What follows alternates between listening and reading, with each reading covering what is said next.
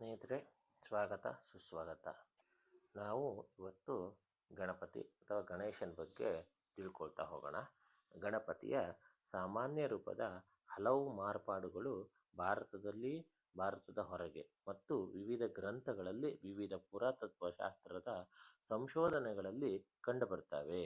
ಈ ಎಲ್ಲ ರೂಪಗಳ ಅಥವಾ ವಿಗ್ರಹಗಳ ಪ್ರಕಾರ ಗಣಪತಿಯ ಧ್ಯಾನ ಮತ್ತು ಪೂಜೆ ಎಲ್ಲವೂ ಬೇರೆ ಬೇರೆ ರೀತಿಯಾಗಿದೆ. ಗಣಪತಿ ಅಂದರೆ ದೇವತೆಗಳಲ್ಲಿ ಅತ್ಯಂತ ಜನಪ್ರಿಯವಾದಂತಹ ದೇವರು ಅಂದರೆ ತಪ್ಪಾಗಲಿಕ್ಕಿಲ್ಲ. ಅವನನ್ನ ಅಡೆತಡೆಗಳ ನಾಶಕ ಎಂದು ಕೂಡ ಪರಿಗಣಿಸಲಾಗ್ತದೆ. ವಿದ್ಯೆಯ ಆರಂಭದಿಂದ ಹಿಡಿದು ವಿವಾಹದ ತನಕ ಅಥವಾ ಯಾವುದೇ ಕಾರ್ಯವನ್ನು ಪ್ರಾರಂಭಿಸಬೇಕು ಅಂತಂದರೆ ಮೊದಲು ಎಲ್ಲ ವಿಘ್ನಗಳು ದೂರವಾಗಬೇಕು ಅಂತಂದರೆ ಕೂಡ ಆ ವಿಘ್ನೇಶ್ವರ ಅಂದರೆ ಮಹಾಗಣಪತಿಯನ್ನೇ ಪೂಜೆ ಎನ್ನುವಂಥದ್ದನ್ನು ನಾವು ಮೊದಲೇ ಮಾಡಿಕೊಳ್ಬೇಕು. ಇನ್ನು ಪುರಾಣಗಳ ಪ್ರಕಾರ ನೋಡಬೇಕು ಅಂತ ಹೇಳಿದರೆ ಮುದ್ಗಲ ಪುರಾಣದಲ್ಲಿ ಗಣಪತಿಯ 8 ರೀತಿಯ ಅವತಾರ ಎನ್ನುವಂಥದ್ದನ್ನು, ರೂಪ ಎನ್ನುವಂಥದ್ದನ್ನು ಧರಿಸಿದ್ದಾನೆ ಅಂತೇಳಿ ಹೇಳ್ತಾರೆ.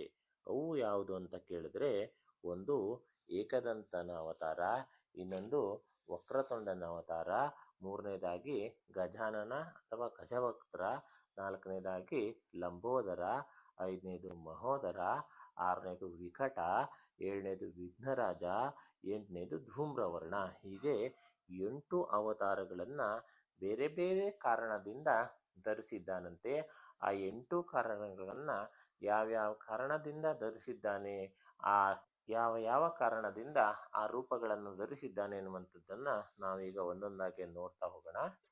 ಮೊದಲನೇದಾಗಿ ಏಕದಂತ. ಈ ಹೆಸರನ್ನು ನಾವು ಸಹಸ್ರನಾಮ, ಅಷ್ಟೋತ್ತರ, ಸ್ತೋತ್ರ ಅಥವಾ ಅನೇಕ ಭಕ್ತಿ ಗೀತೆಗಳಲ್ಲಿ ಕೇಳ್ತಾನೆ ಇರ್ತೇವೆ. ಗಣೇಶನಿಗೆ ಏಕದಂತ ಎನ್ನುವ ಹೆಸರು ಏಕೆ ಬಂತು ಅಂತ ಗೊತ್ತಾ? ಅಥವಾ ಗಣೇಶ ಏಕದಂತ ಅವತಾರವನ್ನು ಎತ್ತಲಿಕ್ಕೆ ಕಾರಣ ಏನಂತ ಗೊತ್ತಾ ನಿಮಗೆ? ತಿಳ್ಕೊಳ್ಳಿ. ಗಣೇಶನು ಮದಾಸುರ ಎನ್ನುವ ರಾಕ್ಷಸನನ್ನ ಹತ್ಯೆಗೈಯಲು ಈ ಅವತಾರವನ್ನು ಎತ್ತುತ್ತಾನೆ. ಮದಾಸುರ ಎನ್ನುವ ರಾಕ್ಷಸನು ದೇವತೆಗಳಿಗೆ ಕಿರುಕುಳವನ್ನು ಕೊಡಲಿಕ್ಕೆ ಪ್ರಾರಂಭಿಸ್ತಾನೆ.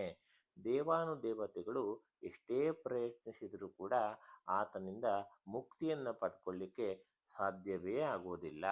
ಆಗ ದೇವಾನುದೇವತೆಗಳು ಗಣೇಶನ ಮೊರೆ ಹೋಗ್ತಾರೆ. ತಮ್ಮನ್ನು ರಕ್ಷಿಸುವಂತೆ ಗಣೇಶನಿಗೆ ಪೂಜೆಯನ್ನು ಸಲ್ಲಿಸಿ ಕೇಳಿಕೊಳ್ತಾರೆ. ಆಗ ಗಣೇಶನು ಏಕದಂತನ ಅವತಾರವನ್ನು ತಾಳಿ ಮದಾಸುರನನ್ನು ಸಂಹಾರ ಮಾಡ್ತಾನಂತೆ. ಇನ್ನು ಎರಡನೆಯ ಅವತಾರ ವಕ್ರತುಂಡ. ಈ ಹೆಸರನ್ನು ನಾವು ಸಾಕಷ್ಟು ಬಾರಿ ಕೇಳಿದ್ದೇವೆ.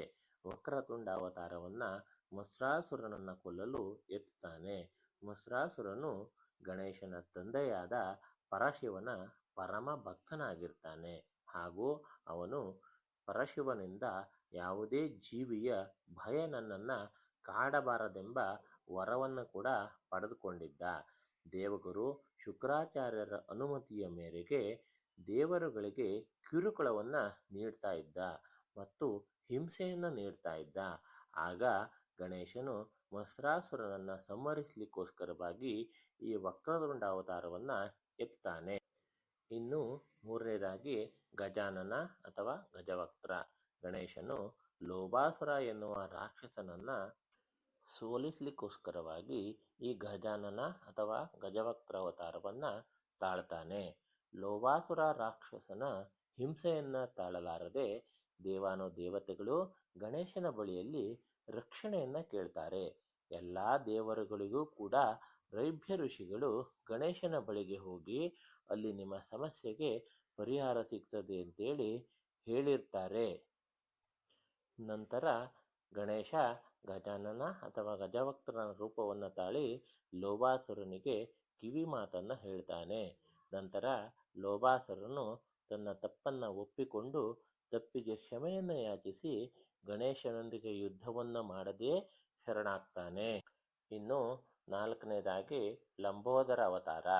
ಸಮುದ್ರ ಮಂಥನ ಸಮಯದಲ್ಲಿ ವಿಷ್ಣುವು ಮೋಹಿನಿ ರೂಪವನ್ನು ತಾಳ್ತಾನೆ. ವಿಷ್ಣುವಿನ ಆ ಸುಂದರ ಮೋಹಿನಿ ರೂಪಕ್ಕೆ ಮನಸೋತ ಶಿವನು ಮೋಹಿನಿಯತ್ತ ಆಕರ್ಷಿತನಾಗ್ತಾನೆ.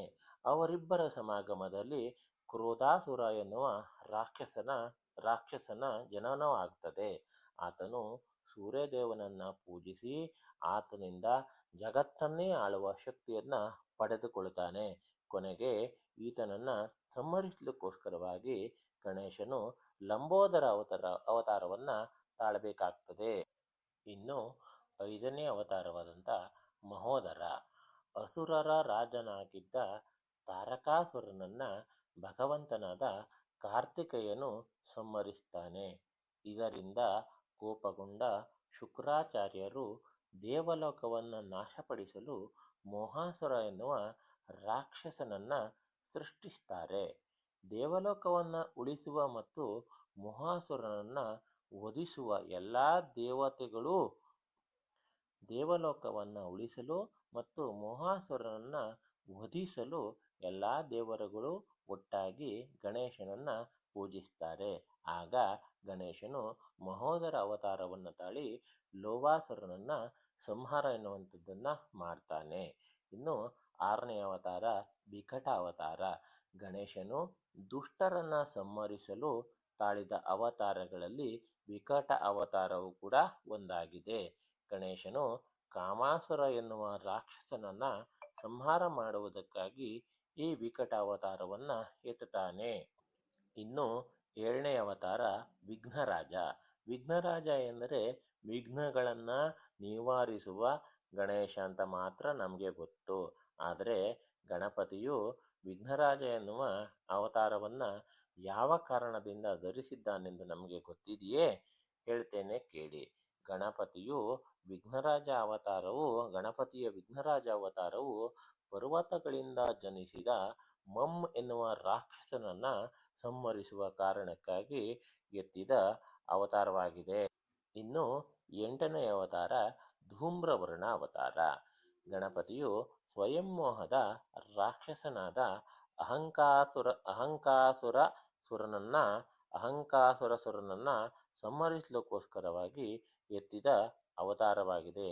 ಅಹಂಕಾರಾಸುರ ಎಂತಕ್ಕಂಥ ಹೆಸರಿನಲ್ಲಿನ ಅಹಂ ಎನ್ನುವ ಪದದ ಅರ್ಥವು ಮಾನವನಲ್ಲಿನ ಅಹಂಕಾರವಾಗಿದೆ. ಇದು ಮಾನವನ ಮನಸ್ಸಿನಲ್ಲಿ ಕ್ರೌರ್ಯ ಮತ್ತು ವಂಚನೆಯನ್ನ ಮತ್ತಷ್ಟು ಹೆಚ್ಚಿಸ್ತದೆ.